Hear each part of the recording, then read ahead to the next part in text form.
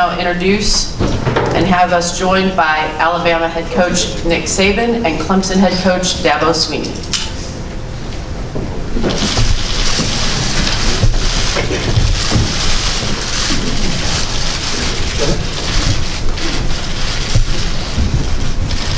Coach Saban, we'll start with opening remarks from you. First of all, good morning to everybody. I'd like to first of all thank Bill Hancock and college football playoff staff for creating a great venue, probably one of the best venues in college football relative to players, competition, rewarding teams that have had a great season. The city of Tampa has been a great host here for the couple days that we've been here, and we certainly appreciate that. I know both teams have worked very hard all year and certainly very deserving to have the opportunity to play in this game, and we certainly look forward to it. I appreciate the effort that our team has put in from the very start of the season, all the way through the season and the off season, to give themselves an opportunity to have a chance to play in this game against a very good Clemson team. Coach Swinney, your opening remarks. Yeah, I just congratulate Coach Saban and University of Alabama for just another great year. I told him back in March that we'd see each other in Tampa again, and kind of neat to be here, but what a phenomenal job they've done.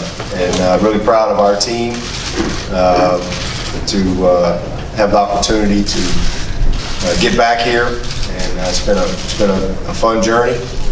Really great leadership all year long, and here we are. This is where we wanted to be, and very thankful for the opportunity that we have, and very appreciative of all the folks who work so hard to make this a great experience for these young people. This is something that both teams will carry with them forever. It's a great moment.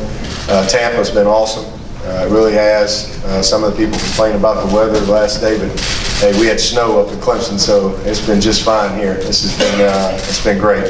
But looking forward to a great Monday night of competition. And again, hats off to Bill Hancock and Michael Kelly and the job that they've done and really pulling all this together. And again, making it a great overall experience. Looking forward to a great game.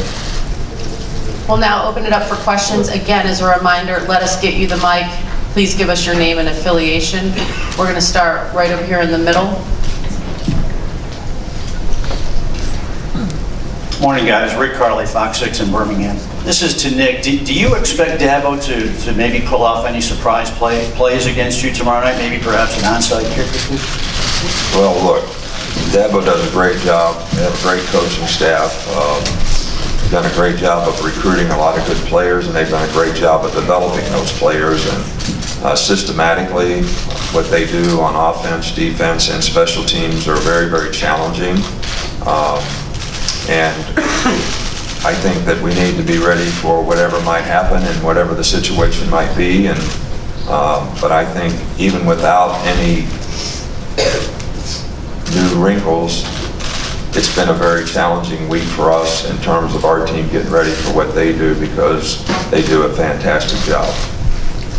We're going to stay in the middle over here. Next section over.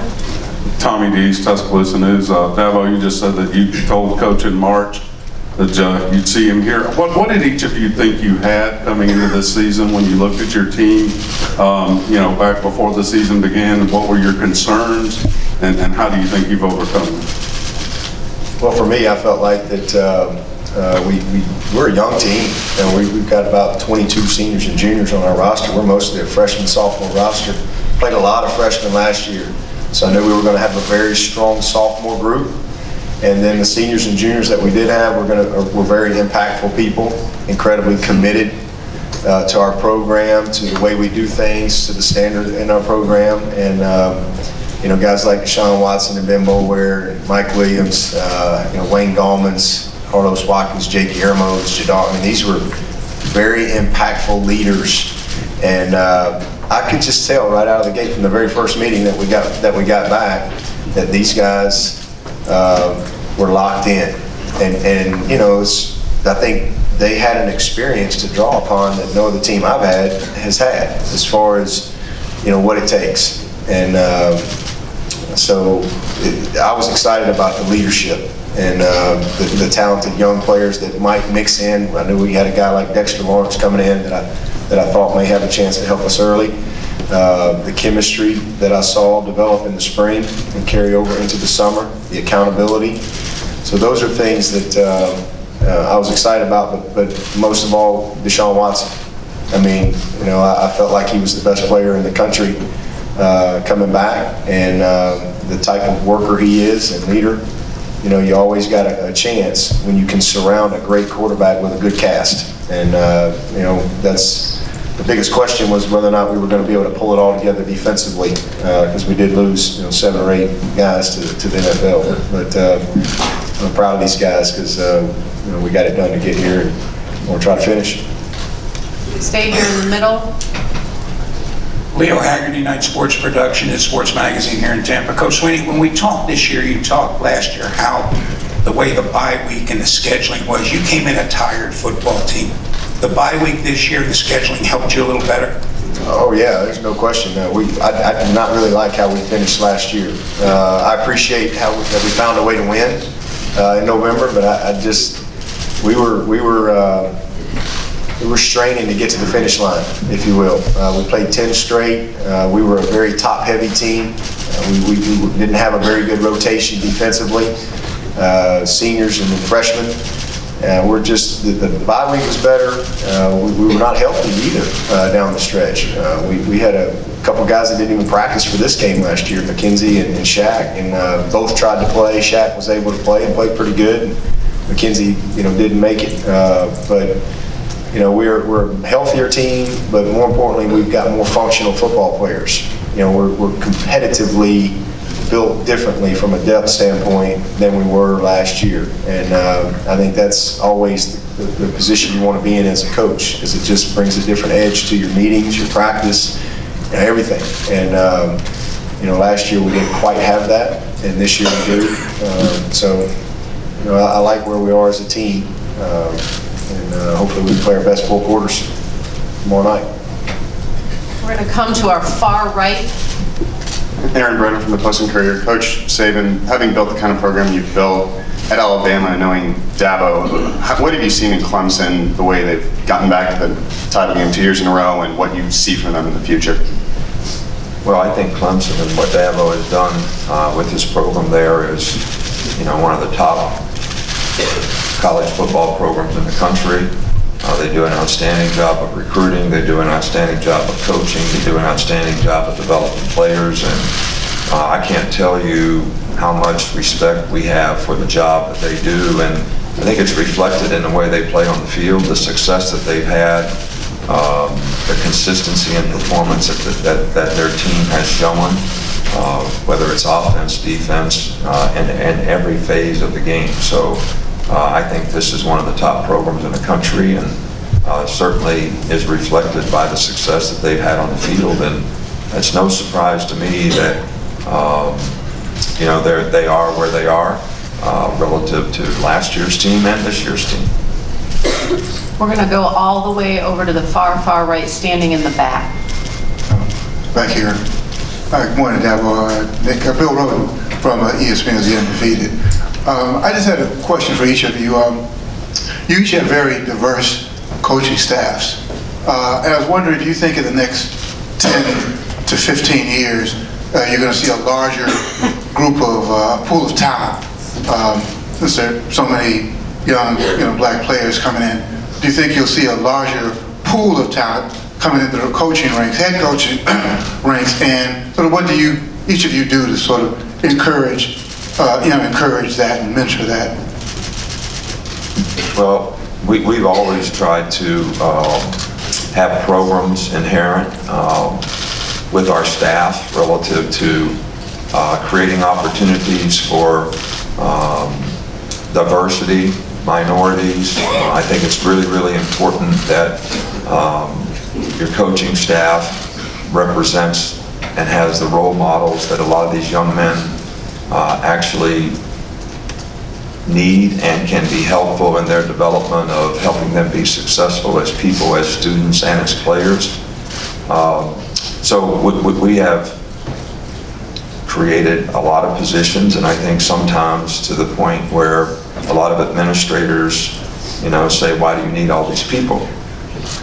And whether they're interns, graduate assistants, people that you can develop in the program so that they can gain experience and knowledge and come up through the ranks, I think it's very important that we make a commitment to that. And the way our rules are in the NCAA relative to only having 4 graduate assistants allowed on the field other than your full-time staff makes it a little more challenging to have an opportunity to do that. But I think it's really, really important that we all do that.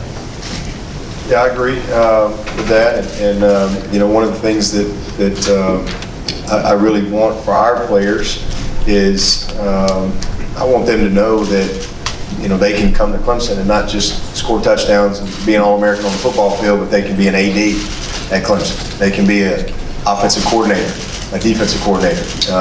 Tony Elliott, who played for me, is our offensive coordinator and calls the plays, does an unbelievable job. And I think that's a great message to those guys. Now you got to, nobody's entitled to anything. You've got to earn it. And it's the same thing if you look at our, Jeff Davis, who's, I always say he's kind of the Joe Namath of Clemson, if you will.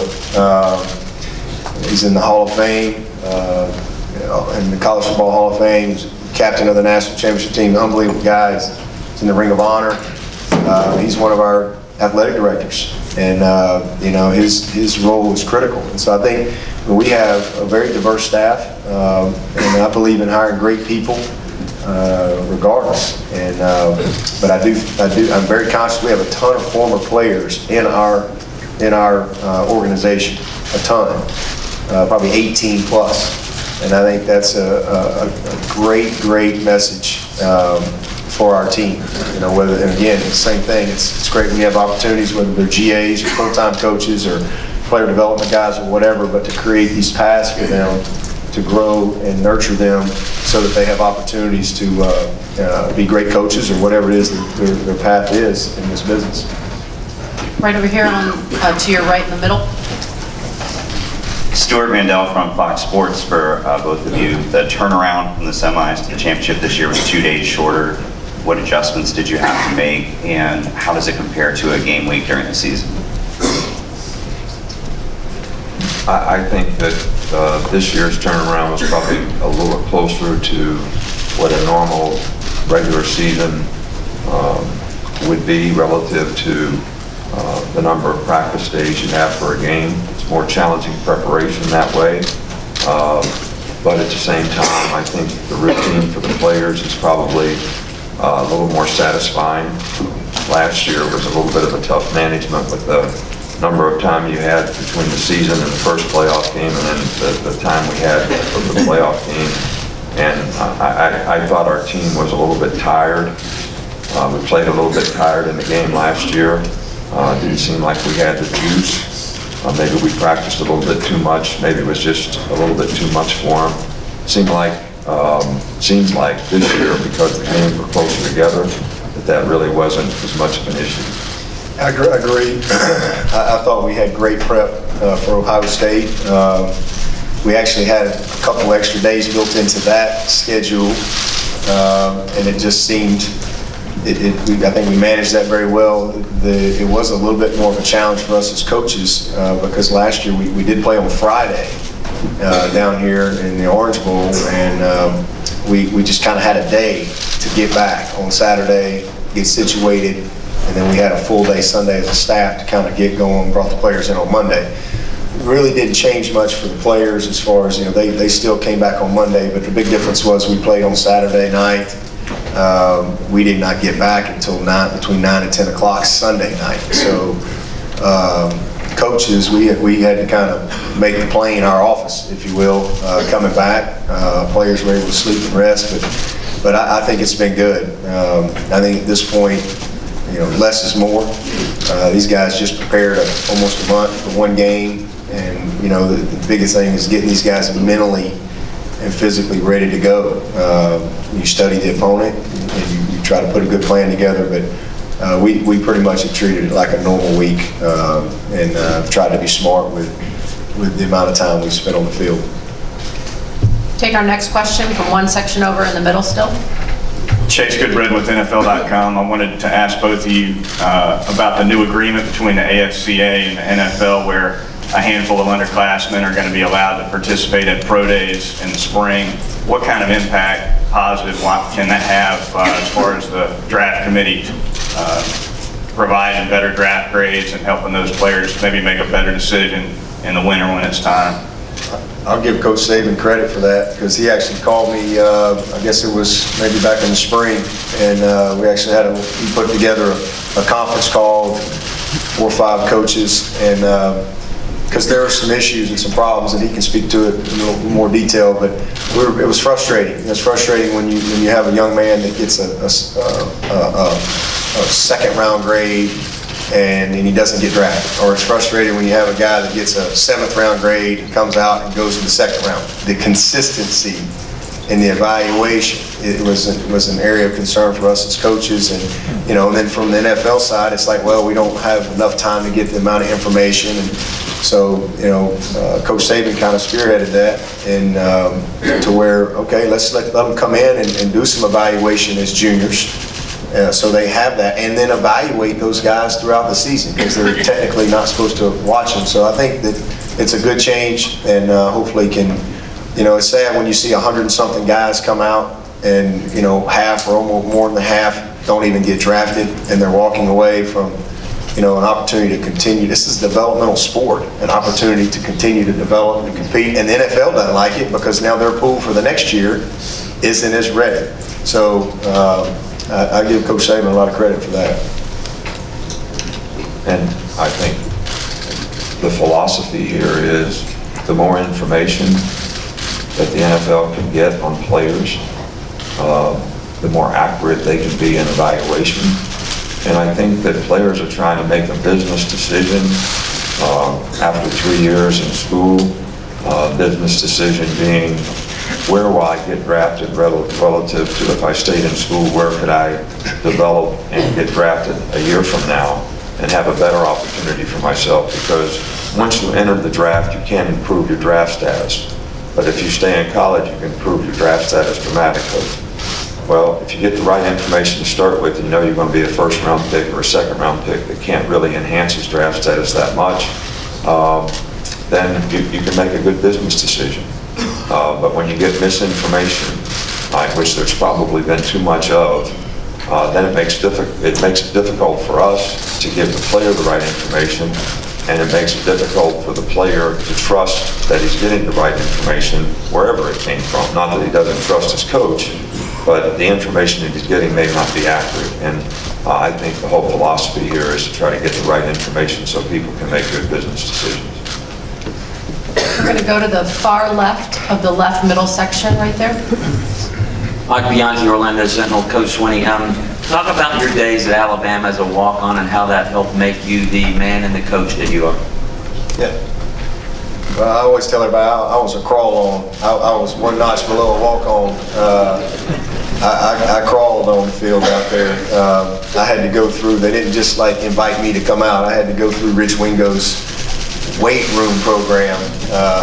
But it was an unbelievable experience for me. My very first spring, in the fall of '88, I just was in the weight room and, went through this. They put us all in jail today, this program. But to get to go out that spring and be a part of the Crimson Tide was unbelievable for me. Grew up in a small town, I was the first one to go off to college, and it was, I was one of those kids that watched the Bear Bryant show every Sunday, and every time Alabama was on or on the radio, I was listening. Fight you in school if you talk bad about them, and so it was surreal for me to finally be in the room and to be introduced to the team, and guys that I went on to be teammates with and great friends with to this day. And so at the time, I just wanted to be on the team, and then I just wanted to gain some respect. Then I wanted to learn my name. And then it was, okay, I want to play. And, I want to get a scholarship. And so it just kind of went from there. it was an incredible journey for me to be a national champion my senior year, and to be a part of an incredible senior class. And at that time, Alabama hadn't won a national championship. It's not like now. They win it like every year, every other year with Coach Saban. It had been a long time since Alabama had won a national championship. And so for my last game to be the national championship game and to do it against Miami was just an incredible moment, and something that kind of bonded that group together forever. It's amazing. I had a few of those guys on my staff that were teammates, and a couple of the coaches that were on that staff. So it's special even to this day. But great, and then to have an opportunity to be a GA. Coach Stallings kept me on as a GA and got my master's there, and then he hired me full time. So ended up, I went to Alabama as an 18-year-old kid, and I left when I was 31. So just an incredible experience, and I wasn't happy to leave. I was mad at the time. I was not happy, but God had a plan for me, and He knew what I needed, and I needed to go. I'd never lived anywhere but the state of Alabama, and to have to pack up my family and move to South Carolina and to Clemson. I mean, it was great for my family, and the grandparents didn't like me very much, taking all the kids away, but it was a great opportunity to kind of have a new chapter and learn different things and be exposed to different things. And now I just finished my 14th year at Clemson, so it's been a blessing all the way through. We're going to stay. I'd like to add something to that, because I think Dabo has done an outstanding job of managing the situation that he's in a very competitive program that he's done a great job in. But he has also been very supportive of his teammates that he played with at the University of Alabama. Coach Stallings, Coach Stallings does a lot to try to raise money to rise. Dabo comes back. We both sort of try to do everything that we can do to support that and help that. So I really appreciate the way he has, managed his loyalty to his alma mater, but done a great job at Clemson at the same time, and never seems to be in conflict. We're going to stay in the far back left. David Hood with TigerNet. This is for both coaches. There's so many distractions and media opportunities in both playoff games. When you walk off of this podium today, what sense of relief will you feel, or how much relief will you feel that the talking for all of the playoff is finally over and you can just go back to your teams and your coaches and finish up your preparations for a bowl game? I don't know that you really feel any sense of relief. I think that what you do, what the media does, creates a tremendous amount of interest for college football and college football players. And I think that's what makes this venue a great venue for the competitors and the players that are in the game. So this is a part of it that sort of goes with it, and it's an important part of it. So as much as you all think I don't like the media, I respect what you do and think it's important that we do a good job of trying to help you do your job, because you do a great job for the fans in reinforcing what the players do and creating a lot of interest for our game. So yeah, do we like to focus on the game? Absolutely. That's what coaches like to do. That's what competitors like to do. But so I don't really feel any sense of relief. I'm sort of glad to be here. Yeah, I'll second that. I like structure. I like structure. I like to be organized. And when you get into this, I spend a lot of time with the itinerary. And as long as I know, like this, I can compartmentalize. Okay, this is what we're doing right now. And I just believe you try to be great where you are, man. And I'm very thankful to be here. I just tell you, I'm not real excited about playing Alabama tomorrow night, but I'm very, very thankful to have the opportunity to be here. And it's one of the things I try to tell our players, and having been a part, this is my third national championship experience, we all know how time it's just gone. And I think it's important that you breathe a little bit and that you enjoy it. Don't let the pressure of the moment and the situation, cause you to lose any pleasure. Have some pleasure too. And so that's what I try to do. I just try to enjoy all of it. And, I'm thankful to have the opportunity to have a team that is talented and been incredibly committed and has worked really hard to be in this position. So I don't see it as a relief either. I see it as a privilege. Okay, we're going to take 2 more, and we're going to stay right over here, starting in the middle right section. Ivan Mazel, ESPN.com. Dabo, you just, in talking about your experience at Alabama, said it's not like now they win it every year or every other year with Coach Saban. You've said you're a college football fan, and you clearly know Alabama, but can you give a sense of what Nick has accomplished in the history of the game? I've never seen anything like it. Obviously, I grew up, Coach Bryant was a hero of mine, and know about everything there is to know about Coach Bryant. But with what Coach Saban has done, the amount of championships in the span of time, with scholarships, and it's just incredible. I really have no words because it's really hard to do, and I just think that that's a credit to his. It's just like us. If we can win this thing tomorrow night, it's not like it's our final destination. Like we just hang up the cleats and walk away. You're always trying to get better, and that's what I give Coach Saban credit for. He's worked really hard. Every year is kind of that season of its own, and you have your challenges, and it's a journey of its own. But to be able to regroup and create that edge and meet those challenges, continue to manage your staff and your roster and compete at the highest level, it's just unbelievable what has happened. And he came there. Obviously Alabama was kind of in a state of flux when he got there. Almost went with him actually, but he has brought a system and a philosophy, and it didn't take him long to get it in place. But he's changed college football.